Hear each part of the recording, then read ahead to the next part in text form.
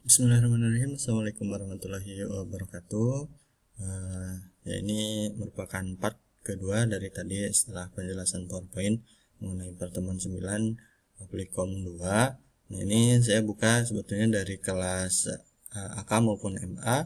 Nanti ketika sudah buka di pertemuan 9 sebetulnya bisa dibuka referensi dan buku diktat, kemudian nanti bisa di download. Nanti hasilnya ya, bakal muncul seperti ini di apa yang sudah kita pelajari. Ini nah, dari daftar isi kita bisa langsung loncat ke pertemuan 9. Nah, jadi nanti karena kita pertemuan setelah UTS ada beberapa cara selain nanti video pembelajaran yang disajikan di menu video, ya nanti juga di modul juga bisa pelajari ya, membuat tabel, balik lagi tadi membuat formulir, query, report, switchboard, ya kemudian nanti ada formatif dan UAS. Ya, jadi kita langsung saja menuju pertemuan 9. Ya, jadi nanti tinggal dibuka saja. Kalau misalkan sudah install Microsoft Access 2007 nya tinggal diklik saja. Kemudian nanti ya tampilannya bakal seperti ini ya.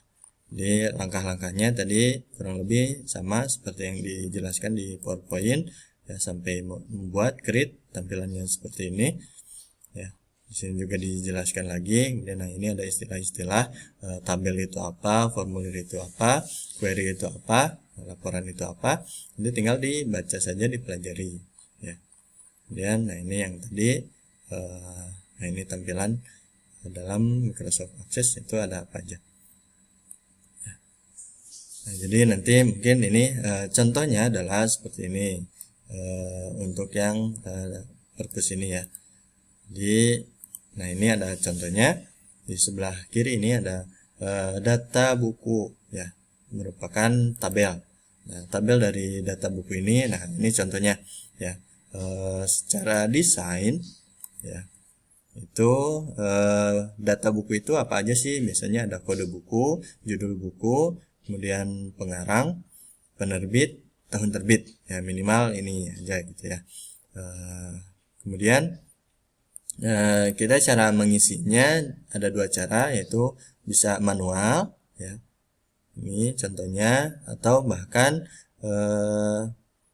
melalui formulir ya, ini tinggal diisi seperti ini kalau sudah jadi formulirnya ya. Jadi nanti ini tombol-tombol ini pun nanti kita desain ya. Di sini ada menu pencarian, simpan, hapus, tambah buku, kemudian di sini ada close formulir ya. Nanti kita di pertemuan membuat formulir. Nah, untuk pertemuan membuat tabel, nah ini contohnya ya. Ada tabel mahasiswa, isinya apa aja, ada NPM, nama, kelas, jurusan, nomor HP. Kemudian tabel formulirnya seperti apa? Nah, ini seperti ini desainnya ya. Ada tombol-tombolnya nanti di pertemuan membuat formulir.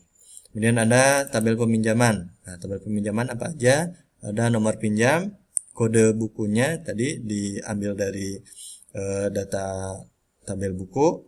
Kemudian ada tanggal kembali, tanggal pinjam. Nah, ini nanti didesain, tinggal dirubah ya, atau didesain di sini kita ganti desainnya bahwa tanggal sama pinjam dan kembali itu menggunakan tipe data. Nah, ini tipe data ada apa aja dari mulai teks, memo, number, date or time, currency, dan seterusnya. Jadi karena ini tanggal, maka kita pilih date or time ya. Nah, kalau NPM kita teks.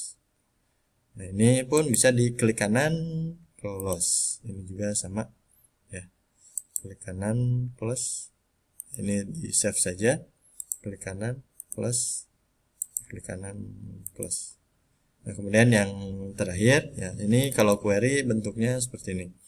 Ya, jadi ada rumus.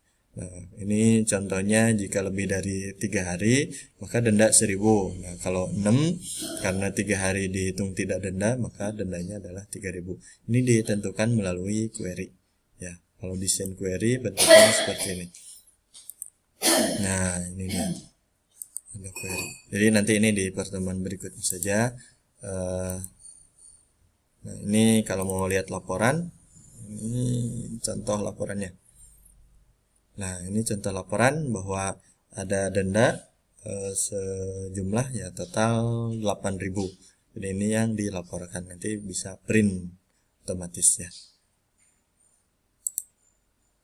Saya close dulu saja. Nah, ini jadi kalau mau laporan langsung tinggal klik laporan, muncul tadi menu laporan ya.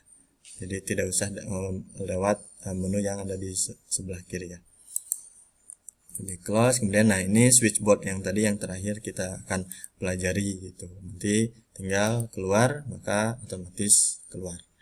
Nah, sekarang kita latihan saja dari aplikasinya ya. Jadi sesuai dengan modul, maka ketika kita awal bikin database menggunakan Microsoft Office Access, itu pilih blank database ya. Kemudian tadi langkah berikutnya adalah new folder dulu. Kita mau simpan di mana? Misalkan saya di sini simpan di desktop. Ini tadi latihan yang pertama adalah karyawan ya, data karyawan. Nah, nanti tinggal di oke saja, simpan, kemudian create. Jadi untuk latihan kali ini adalah nah ini nah ada langsung menuju ke datasheet ya. Tampilan seperti yang tadi di modul sama. Nah, kita ke menu home dulu saja. Nah, menu home ini nanti banyak menggunakan data sheet view atau design ya. Ini create yang tadi dari mulai tabel, formulir, report atau laporan, ini query-nya. Ya, ini eksternalnya belum kita pakai ya. Ini untuk exportnya kemudian ya. Kemudian nah ini yang tadi datasheet. Untuk latihan yang pertama ya, ini tadi kalau mengenal ya di sini bisa ditentukan fontnya atau default dulu saja, ini gampang menyesuaikan. Nah, untuk yang pertama bisa pilih ya view atau design view ya. Nah, ini dia meminta untuk save as dulu. Ini tadi disamakan saja, misalkan data karyawan. Ya, oke. Oke, kemudian nah ID, misalkan di sini bisa ditambahkan. Nah, ini langsung ke primary key-nya udah langsung menuju ke si ID ini. Gitu ya. Jadi tiap orang, tiap karyawan itu berbeda ID-nya. Ya. Jadi untuk ID ini bisa ditambahkan ID karyawan. Misalkan. Ya. Nah, ini bisa auto number atau kita pilih sesuai yang kita inginkan. Misalkan ada teksnya. Ya, kalau auto number dia dari 01 sampai seterusnya guys. Sampai ribuan. Ya, tapi hanya auto number misalkan dari 01, 02, 03. Tapi kalau misalkan kita pengen custom, misalkan dia masuknya 2020, maka kita harus pilih teks 2020, misalkan bulan ini bulan 4 tanggal 13 misalkan. Terus nomor urutnya berapa. Kemudian di sini ya tentunya nama karyawan. Nama karyawan, nah ini pilihnya teks tentunya. Kemudian jenis kelamin.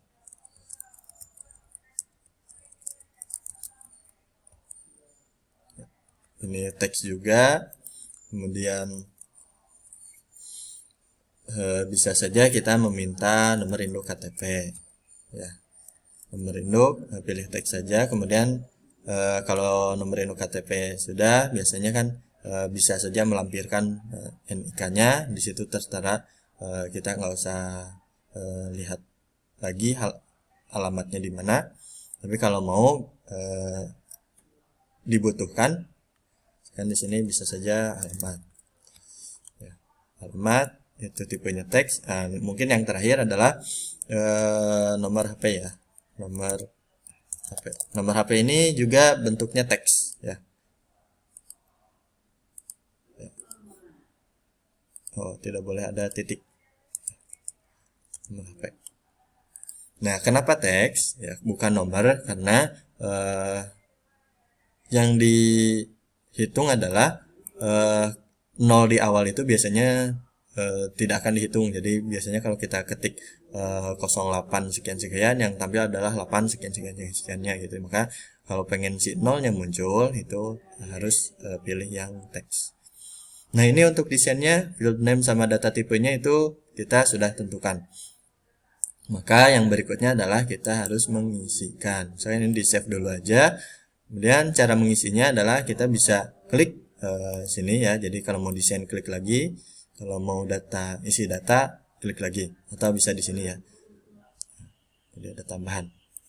Kemudian ini contoh misalkan tadi 2020 untuk ID saya misalkan ya, bulan 4 ya. Kemudian nomor urutnya 001 misalkan. Nama karyawannya Ari dan Nurul Alfian. Ya, jenis kelaminnya laki-laki. Ya. Nomor induk KTP-nya misalkan 3275 4 sekian gitu. Alamatnya misalkan Jalan Mustika Jaya nomor 20. Nomor HP tadi misalkan 08 22 40 46 1325. Nah, ini nanti diisi dengan identitas kalian ya. Nah, gimana kalau misalkan kita pengen nambah misalkan tadi jabatan di sebelah ini ya, sebelah nama misalkan di sini. Nah, bisa juga double klik ya. Jabatan ya. Ini bisa staff ya A. Nah, ini juga nanti bisa selain bisa digeser ya, kalau mau dipindahkan, nah ini ya. Jadi harus di tengah-tengah ini ya. Nah, udah, ini contoh yang pertama. Jadi untuk pertemuan pertama ini silahkan bikin tabel, ada 10 ya sesuai tugas yang ada di PowerPoint tadi. Silahkan ditambahkan 10 data yang lainnya, boleh temen, boleh dummy saja, terserah, silahkan. Jika sudah, nanti tinggal disimpan saja. Untuk data karyawan ini nanti foldernya nanti tadi kan ada di desktop ya, simpannya. Nah, ini data karyawan ini silahkan nanti di-upload di eKampus ya, di laman eKampus, laman tugas. Jika ada pertanyaan silahkan tanyakan di forum diskusi. Mungkin sekian, terima kasih atas perhatiannya. Assalamualaikum warahmatullahi wabarakatuh.